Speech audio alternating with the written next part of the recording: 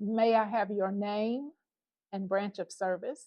Lynn Bennett, United States Air Force. I was also in the Air Force Reserve and in the Air National Guard in Tennessee. What was your rank and when did you serve? I got out as an E5 Staff Sergeant and I served from 1985 to 1996. So, what is your connection to Southwest Virginia? I live here. I came up here for 30 years before I recently retired and moved up here because I loved it so much. How and why did you enter the military? I was kind of floundering a little bit out of high school. I'd gotten married and then divorced, and I was kind of floundering a little bit. And I felt like the military was a good fit for me. I was very disciplined already, and I needed to get my education. And I found the military to be a good outlet to help me with that. What were some of the jobs that you performed while serving?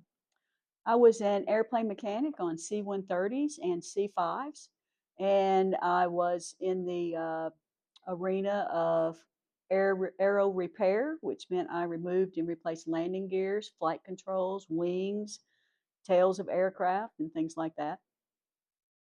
Where were some of the places that you lived? And how did you stay in touch with your family and friends? Oh, that's a great question. I lived in Germany from 85 to 89. And while I was there, we didn't have cell phones and things like that back then. So I had to go to the Bundespost, which is the post office in Germany. And I'd have to tell them I wanted to make an overseas phone call to my parents who would be expecting me to call at a certain time every month. And we would have to call collect, and I waited 10 minutes for them to connect the calls and then talk to my family from there. So, tell us about a time or an experience from your military days or things you saw or did. It can be funny or it can be serious. Um, on 130s, when you would remove a landing gear or flight control, you would always have to fly with the plane on its next mission.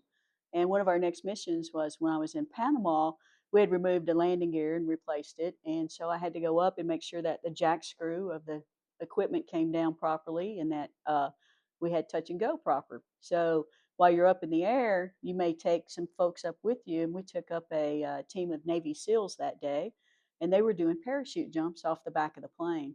And it was my pleasure to be able to sit with them in the aircraft while they're sucking on oxygen, sobering up from last night's partying too much, I think. And they were jumping out of the back of the plane. Well, they were handing me their Nikons and their Canon cameras, because think about when this was before cell phones. They were handing me their cameras, and I was harnessed up, and I was taking pictures off of them yelling Geronimo, jumping off the back of the planes, and taking them in their phones on the end of the runway. So that was pretty cool. So, then finally, what would you like to pass on to the next generation about military experience? I think that military is very important for a lot of people who have a problem socializing. I think that the military can help you get used to cultures that you've never been exposed to in the past. And I encourage everyone to get out there and join, see the world on the government's dime.